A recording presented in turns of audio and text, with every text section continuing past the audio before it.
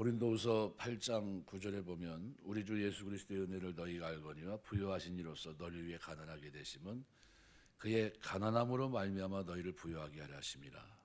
그래서 이 뭐와 관계된 거냐면요, 구제하는 것과 관련지어서 여기서 이제 강조하는 건 평균케 하려 함이다라는 얘기인데요. 예수님이 가난한 자리에 내려가심으로 우리가 부요하게 됐기 때문에 그 부요를 가지고 형제 부족한 것을 채워주는 것이 사랑이다. 이것이 바울이 고린도 교회 성도들에게 가르쳐 줬는데요. 이 메시지와 뭐와 연관되어 있냐면 구약의 출애굽기 16장에 기록되어 있는 만나 사건과 연관되어 있습니다. 우리가 전도서 7장 14절에 보면요, 형통한 날에 기뻐하고 공고한 날에는 되돌아봐라. 이 두 가지를 하나님이 병행하게 하사 사람의 그의 장래일을 능히 헤아려 알지 못하게 하셨느니라. 형통할 때는 하나님 주신 은혜니까 이웃과 함께 나누면서 기뻐하는 겁니다. 왜? 하나님 주신 은혜니까요. 공고합니까? 그때는 생각하라는 겁니다. 되돌아보라는 거예요. 다른 말로 말하면 기도하라는 겁니다. 구하라는 거예요. 그러니까 하나님 주신 형통을 기뻐하는 사람들은 사람의 마음을 감동시켜서 하나님이 도움을 받을 수 있게 합니다. 그래서 여기 중요한 거는 형통한 날, 곤고한 날, 날이라는 단어입니다. 히브리 말로 염이라는 단어인데요. 이게 이 날이라고 하는 건 단수로 하루란 뜻입니다. 무슨 얘기냐면요, 형통한 날, 곤고한 날도 하루에 지나지 않는다라는 뜻이에요. 형통한 날에는 기뻐하고 곤고한 날에는 되돌아봐라. 전에는 생각하라. 그런데 기도하라는 겁니다. 이스라엘 백성이 광야에서 아침에 만나를 거둬들입니다. 많이 거둔 자도 남음이 없고 적게 거둔 자도 부족함이 없습니다. 왜요? 병약한 사람이 가도 하루 먹을 게 충분했고요. 많이 거두면 냄새가 나고 썩어버립니다. 이스라엘 백성이 만나를 쌓아두니까 벌레가 생겼고 냄새가 났다. 출애굽기 16장 16절에서 20절입니다. 우리가 하나님의 은혜를 의지하고 사는 성도의 생활은 모자라지도 않고 남지도 않습니다. 무슨 얘기냐면 이것이 성도가 이 땅에서 가지고 있는 종말론적인 삶의 자세입니다. 하나님이 오라 하시면 다두고 떠나야 돼요. 그래서 바울은 여유 있을 때 다른 사람들을 도와줘라. 이것이 너희를 어렵게 하는 것이 아니라 평균케 하려 함이라. 이 무슨 얘기냐면요, 그래서 고린도서 8장 14절에 보면 이제 너희가 넉넉한 것으로 그들의 부족한 것을 보충하면 후에 그들의 넉넉한 것으로 너희의 부족한 것을 보충하여 균등하게 하려 함이라. 지금은 네가 형통한 날이지만 곤고한 날이 너에게 있을 거다. 형통한 날에 네가 베푼 것처럼 곤고한 날에는 그들이 너에게 베푼다는 거예요. 그래서 이것을 15절에 연결해서 이렇게 얘기합니다. 기록된 것 같이 많이 거둔 자도 남지 아니하고 적게 거둔 자도 모자르지 아니하였느니라. 뭐와 관계된 겁니까? 이게 이 만나 사건과 연관지어서 이 얘기를 합니다. 평균케 했다. 만나를 먹으면서 백성들이 광야에서 아침마다 진 위에 펼쳐져 있는 그 만나를 다 거뒀어요. 그죠? 마음껏 먹을 수 있었습니다. 그죠? 평균케 했던 겁니다. 없는 사람은 약한 사람을 좀 돌아보고 약한 사람도 건강해지고 난 후에 약한 사람을 또 돌아볼 수 있고, 바로 그런 문제입니다. 이거는 평균케 한다라고 하는 것은 그런 의미로 대단히 중요합니다. 오늘 우리가 이 거룩이라고 하는 거는 뭐라 그랬습니까? 뭐 성경책을 이렇게 뭐 옷을 잘 입고 뭐 아주 남들이 볼 때 걷는 자세가 다르고 그거를 얘기하고 있지 않습니다. 거룩은 생활 속에서 어떻게 살아가느냐예요. 그래서 그 모습을 제가 저번에도 말씀드렸지만 19장이 거룩인데 거룩하신 하나님처럼 거룩해야 된다. 그래서 거룩한 삶이란 악으로부터 분리된 삶이라는 거예요. 그래서 이 거룩한 삶을 사는 것이 불가능하냐? 그렇지 않다는 겁니다. 하나님은 우리에게 거룩한 삶을 위한 구체적인 행동을 제시했습니다. 그게 19장입니다. 그래서 거룩한 삶을 이웃과의 관계에서 명확하게 규정하는데, 가난한 자들, 집 없는 자들을 돕는 삶, 이웃을 정직하게 대하는 것, 또 이웃의 물건을 빼앗거나 훔치지 않는 것, 장애자들을 멸시하지 않는 삶, 부자와 가난한 자를 공평하게 대우하는 삶, 남을 험담하거나 해치지 않는 삶. 아주 구체적입니다. 그러니까 이게 뭡니까? 이게 이웃 사랑이고 이것이 거룩이라는 거예요. 그래서 그거를 설명하고 있거든요. 그래서 본문에서도 바로 이웃 사랑에 대해 말씀하면서 13절에서 그렇게 말합니다. 너는 내 이웃을 억압하지 말며 착취하지 말며 품꾼의 싹을 아침까지 밤새도록 내게 두지 말아라. 오늘 내가 내가 주인이 되어 품꾼을 두고 일할 때 품꾼의 싹을 적게 주거나 미루지 말라라는 얘기입니다. 그러니까 오늘은 내가 주인이지만 내일은 내가 품꾼이 될 때가 있다는 얘기입니다. 상황이 바뀔 수가 있다는 거예요.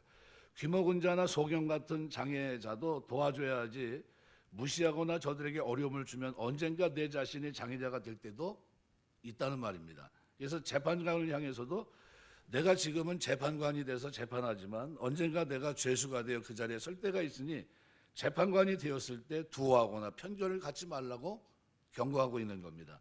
그래서 그러면서 하는 말이 뭡니까? 나는 여호와니라. 어떻게 해요? 보겠다는 거예요. 지켜보겠다는 겁니다. 거룩하게 사는지 안 사는지. 예. 그래서 우리가 언제나 똑같은 위치에 있는 것이 아닙니다. 예? 상황이 인생 역전할 때가 있어요. 오늘 우리 동기 목사님 가운데 우리 보통 그렇게 얘기합니다. 교회가 규모가 조금 커지고 성도 수가 좀 많아지고 그러면 이렇게 볼 때 좀 세상 말로는 교회가 괜찮으니까 성공했구나 이렇게 얘기합니다. 근데 우리가 볼 때 그러면 어려운 사람들을 많이 돌아보면 참 좋은데 그게 생각지도 않게 뜻하지 않게 상황이 이렇게 바뀐 적이 있어요. 그러니까 자기가 어려워지니까 이제 사람들한테 도움을 요청합니다. 동기들에게 도움도 요청하고 이렇게 했는데 그때 어떤 동기가 한 사람이 이런 얘기를 합니다. 당신 교회가 튼튼해가지고 이렇게 넉넉하고 여유 있을 때 우리 돌아보지 않았지 않냐.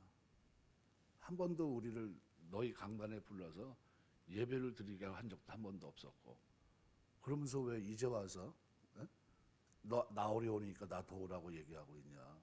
난 당신 도와줄 수 없다. 이렇게 얘기하더라고요. 제가 그 말 듣고서 깜짝 놀랐어요. 왜냐하면 어려움 속에 있는 사람들을 어떻게 해야 됩니까? 있을 때 많이 도와주면서 하려는 거예요. 왜냐하면 상황이 바뀔 수 있다는 거예요. 상황이 딱 바뀌어버리니까요. 도움이 없어요. 굉장히 중요한 겁니다. 우리가 살아가면서 여러분이 선한 일에 열심히 있는 친백성으로 살게 되시길 주의 이름으로 축원합니다. LA 사태 때 어떤 일이 있었다고 그랬습니까? 제가 많이 도와준 사람이 있었어요. 많이 도와주고 막 와서 도둑질해서 가면 어떻게 해요? 슈퍼 사장님이 어떻게 해요? 야 도둑질하지 말아라. 필요하면 나한테 얘기해라. 그 아이들한테 장학금도 내주고. 그래가지고 막 문제가 생겼는데 그죠? LA 사태가 나서 막 그랬는데 인간띠를 만듭니다. 흑인들이 와서 유색인종들이 와서 인간띠를 만들. 이 가게는 건들면 안 된다는 거예요. 왜요? 이 가게는 평균케 했던 가게란 겁니다. 어려운 사람들을 돌아봤던 가게라는 거예요. 그러면서 자기들이 지켜요. 들어가지 못하게, 부수지 못하게. 안 된다는 거예요. 인간띠로 도움을 받은 그 사람들이. 그게 바로 그런 내용들입니다. 그래서 오늘 우리가 하나님 앞에서 이웃 사랑을 실천하며 살게 되시길 주의 이름으로 축원합니다. 이거는 이렇게 살면 내가 못 봐도 누가 봤습니까? 혹시 내 후대가 조금 미약해서 약할 수 있어도 그때 우리 자녀들이 받을 수 있는 겁니다. 그래서 여기 품꾼을 사랑하라는 겁니다. 그래서 1절에 여기 보면 품꾼을 압제하지 억압하지 말며 착취하지 말며 억압한다는 말은 내리 누르는 거죠. 무력이나 권력으로 약자나 가난한 자를 누르는 걸 말합니다. 잠언 14장 31절 보면 가난한 자를 학대하는 사람은 그를 지으신 자를 학대하는 사람이다. 그렇죠? 그를 지으신 자를 학대할 수가 있습니까? 하나님 뜻대로 하지 않는다는 거예요. 가난한 사람들은 어떻게 해야 됩니까? 평균케 하는 겁니다. 우리가 그들을 도와주고 사랑을 베풀어줘야 될 대상이라는 거죠. 출애굽기 23장 9절 보면 너는 이방 나그네를 압제하지 말라. 너희가 애굽 땅에서 나그네 되었은즉 나그네 정경을 아느니라. 그다음에 또 13절에 보면 착취하지 말아라. 전에는 늑탈하지 말아라 이렇게 했는데 가죽을 벗기고 뜯어내는 걸 얘기하거든요. 타인의 재물을 부당하게 빼앗는 것. 그래서 품꾼의 싹은 최저 생계비입니다. 그런데 강자인 주인이 갑질을 하는 겁니다. 품꾼의 임금을 주지 않고 체불한다면 그것은 생명줄을 막고 있는 것 같아요. 그러지 말라는 겁니다. 신명기 15장 18절에 보면 품꾼이 6년을 너를 위해 섬기면 7년이 되면 그를 놓아 자유하게 하라. 그리하면 여호와께서 범사에 내게 복을 주시리라. 그러니까 약속을 하고 있습니다. 말라기 3장 5절에서도 품꾼의 싹에 대해서 억울하게 하면 내가 심판하겠다. 나 여호와의 말이니라. 야고보서 5장 4절 보라 너희 밭에 추수한 품꾼에게 주지 아니한 싹이 소리 지르며 추수한 자의 우는 소리가 만군의 주의 귀에 들렸느니라. 이게 다른 말로 말하면 뭡니까? 너희가 왜 사랑하며 살아야, 거룩한 백성으로 사랑하며 살아야 되는데, 의를 행하며 살아야 되는데 왜 그렇게 살고 있느냐는 겁니다. 이렇게 이해할 수 있는 겁니다. 그러니까 함께 일하는 일꾼들에게 잘해주면 범사에 어떻게 해요? 하나님 복을 내리시고, 체불하거나 제때 주지 않으면 하나님이 심판하겠다, 이런 얘기예요. 무슨 말이냐면 사랑이라고 하는 것은 추상적인 게 아닙니다. 그냥 머릿속에서 맴도는 게, 사랑하며 살아야 되는데, 이런 얘기가 아니에요. 사랑은 구체적으로 내가 살아가면서 바로 이런 관계 속에서 어떻게 행하는 것이 사랑인지, 무엇이 거룩인지를 얘기하고 있는 거예요. 그러니까 내가 거룩하게 산다는 것은 바로 이런 부분을 실천하는 겁니다. 그러니까 예수 믿는 사람들은요, 필연적으로 주는 게 나은 겁니다. 주는 것이 받는 것보다 나은 거예요. 그래서 바울이 그걸 강조합니다. 주는 것이 받는 것보다 낫다 함이로다. 여러분, 살아가면서 그리스도의 사랑을, 거룩함을 주며 사는 삶으로 증거하며 살게 되시길 주의 이름으로 축원합니다. 받을 때는 언제 받아요? 내가 뜻하지 않은 일도, 어려울 때, 환난 중에, 6.25 때도 그런 일이 많이 있었지 않습니까? 섬겼던 사람들에 대해서는 돌아보잖아요. 저 사람 그런 사람이 아니라고. 누가 증거합니까? 받은 사람들이 증거합니다. 받은 사람들. 그다음에 장애자에 대해서도요, 14절에 보니까 바로 이렇게 얘기합니다. 너는 귀먹은 자를 저주하지 말며 맹인 앞에 장애물을 놓지 말고 내 하나님을 경외하라. 나는 여호와니라. 신명기 27장 18절에 보면 소경으로 길을 잃게 하는 자는 저주를 받을 것이라 그랬습니다. 욥기서 29장 15절 나는 소경의 눈도 되고 절뚝발이의 발도 되어 주었다 그랬습니다. 주님이 세리와 죄인과 함께 식사하는 거 보고 바리새인들이 제자들에게 물어봅니다. 너희 선생은 어찌해서 세리와 죄인과 함께 잡수시느냐? 예수님이 듣고 대답하십니다. 마태복음 9장 12절 13절에 보니까 건강한 자에게는 의원이 쓸데없고 병든 자에게 쓸데있느니라. 너희가 가서 내가 긍휼을 원하고 제사를 원치 않으라 하신 뜻이 무엇인지 배우라 그랬어요. 병든 자에게 긍휼히 여기는 마음을 가지라는 겁니다. 구약성경에서 긍휼이라는 단어로 제일 많이 사용된 단어가 라하임이란 단어인데, 레헴이란 단어에서 유래된 말입니다. 레헴은 모태를 말합니다. 모태. 그러니까 세상이 나오기 전에 아이가 어머니 태중에서 적당하게 주는 영양으로 삽니다. 마찬가지로 병든 자, 장애인에게는 어머니의 태중과 같은 보호와 사랑이 필요하다는 거예요. 그게 긍휼히 여기는 마음이에요. 긍휼히 여기는 마음. 이게 뭡니까? 이게 사랑이고 이게 거룩이라는 거예요. 거룩. 그러니까 우리가 장애인을 보면서, 장애우들을 보면서 말도 어떻게 해요? 상처가 나는 말을 하면 안 되겠죠. 조심스러운 거죠. 그렇게 하지 말라는 거예요. 그래서 여기 장애우들을 향해서도 귀먹은 자를 저주하지 말고 맹인 앞에 장애물을 놓지 말아라. 비웃음거리를 삼지 말라는 겁니다. 내 하나님을 경외하라. 나는 여호와니라. 그들을 어떻게 해요? 긍휼히 여길 줄 알아야 된다는 겁니다. 그래서 긍휼이라고 하는 이 단어 자체가 보호와 사랑을 필요로 전제로 하고 있다. 그래서 신약 성경에서 쓰이는 긍휼은 밖에서 주는 동정이나 자비가 아니고 상대방 입장에 들어가서 그의 눈으로 보고 그의 마음으로 생각하고 그의 느낌으로 느끼는 겁니다. 그래서 단순히 불쌍하다, 구제해야지 하는 생각이 아니라 상대의 아픔을 함께 공유하고 경험하는 걸 말합니다. 그래서 우리가 자신의 생각 주관이 강하기 때문에 다른 사람의 생각이나 형편에 관심이 없습니다. 그러나 상대 입장에서 도와주고 이해하는 것이 긍휼입니다. 우리가 하나님께서 우리에게 원하는 건 제사를 원치 않고 긍휼을 원한다는 거예요. 그게 뭡니까? 사랑의 실천이에요. 그게 사랑의 실천. 하나님이 우리에게 긍휼을 베푸셨어요. 어떻게 긍휼을 베푸셨습니까? 독생자가 이 땅에 오셔서 우리의 죄를 해결하시기 십자가 지신 겁니다. 그러니까 엄청난 긍휼이죠. 긍휼히 여기는 자는 긍휼히 여김을 받는다고 주님이 분명히 약속하십니다. 살아가는 동안 사랑을 실천할 수 있는 여러분 되시길 주의 이름으로 축원합니다. 또 15절 16절에 보면 이렇게 너희는 재판할 때 불의를 행하지 말며 가난한 자의 편을 들지 말며 세력 있는 자라고 두둔하지 말고 공의로 사람을 재판할지며. 여기 두어한다, 그죠? 불의로 행하지 말며 편을 들지 말고, 그러니까 어떤 특정인에 대해서 좋은 인상을 갖는 거인데요. 재판할 때 특정인에 대해서 좋은 인상 갖지 말아라. 또 중상보략도 하지 말아라, 이런 얘기입니다. 돌아다니면서 비방하는 걸 말합니다. 그래서 너는 백성 중에 돌아다니며 사람을 비방하지 말며 이웃의 피를 흘려 이익을 도모하지 말라. 나는 여호와니라. 우리는 재판관이 아닙니다. 중요한 것은 편견을 갖지 말라는 거예요. 어떤 사람은 좋아하고 미워하고 감싸주고 들춰내고 비방하고, 그죠? 사람에 따라 그렇게 하지 말라는 겁니다. 우리가 누구든지 다 사랑하는 것은 대단히 어렵습니다. 사람은 감정의 지배를 받기 때문에 자신에게 손해를 주거나 또 미워하는 사람을 사랑할 수 없습니다.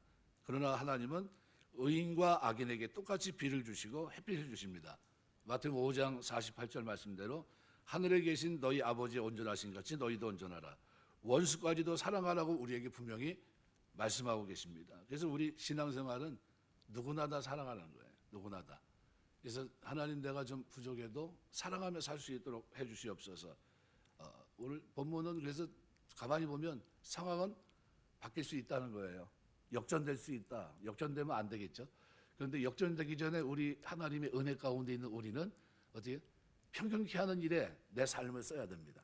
약한 자들을 돌아보고 섬기고 그들을 세워주고 하는 일에 많은 시간과 물질을 써야 됩니다. 이것이 선한 일이에요. 왜요? 상황이 바뀔 수 있다는 겁니다. 그러면 하나님이 내 삶을 또 어떻게 해요?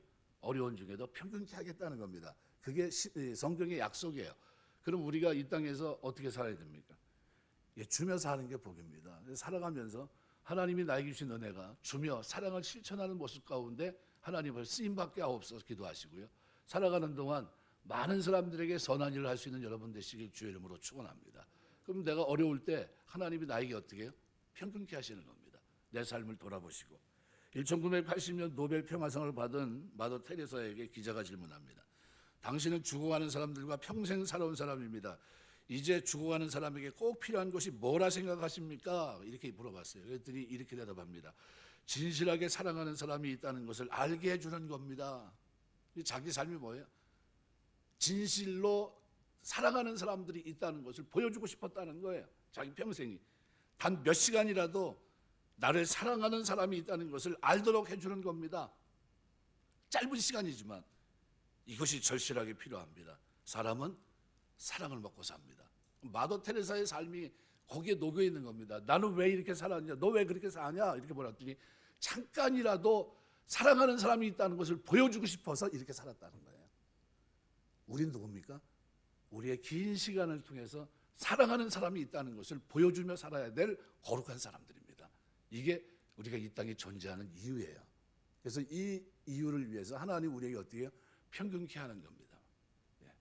많이 거둔 자도 많지 않고 적게 거둔 자도 모자람이 없는 그 일을 위해서 나에게 주신 은혜가 헛되지 않고 그 은혜가 은혜로 쓰임받을 수 있는 유일한 길은 뭡니까? 주는 삶에 있어요. 살아가는 동안 주며 살면 하나님 내 환경이 바뀔 때 받게 하시고 누릴 수 있도록 평균케 하는 삶을 살아가게 하십니다. 살아가는 동안 많이 심게 되시길 주의 이름으로 축원합니다. 기도하겠습니다. 한 번뿐이 없는